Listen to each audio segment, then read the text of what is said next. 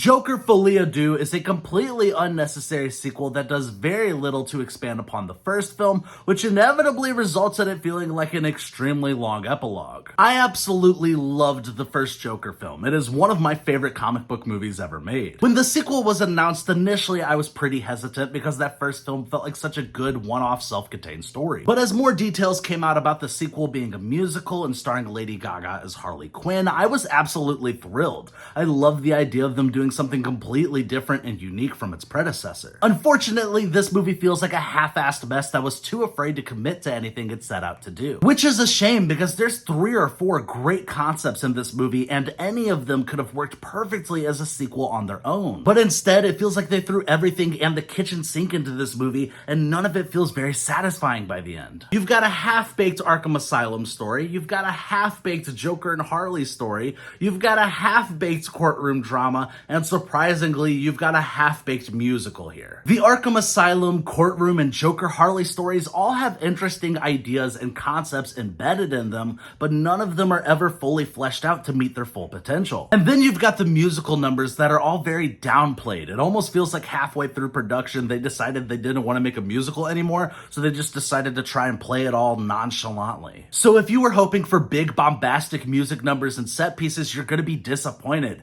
Instead, what you're gonna get is Joker singing a song into a phone as he's leaving a voice message. There's a few visually fun numbers, but for the most part, it all feels very subdued and at times even soulless. And the worst part about all of this is by the end of this movie, it feels like the story has barely progressed past the ending of the first Joker film. It just kind of feels like they did this character and his story dirty. So a lot of this just ends up feeling pointless. You can absolutely end the story with the first Joker movie and make up your own headcanon ending for what happens after that last shot. Chances are it's most likely going to be more satisfying than what you get here. The main saving grace of Joker 2 is Joaquin Phoenix and Lady Gaga's performances. They are both fantastic here. Anytime they were on screen together, I was glued to the screen, and it does help make this movie an easier watch. But even with their excellent performances, I couldn't help but wonder the entire time where this was all going, which doesn't help make the ending feel like any less of a slap to the face. Overall, I really wanted to love this movie so badly, but despite having a few interesting ideas and some great performances, everything here feels like wasted potential. It really does feel like they were too scared to commit to any of their ideas.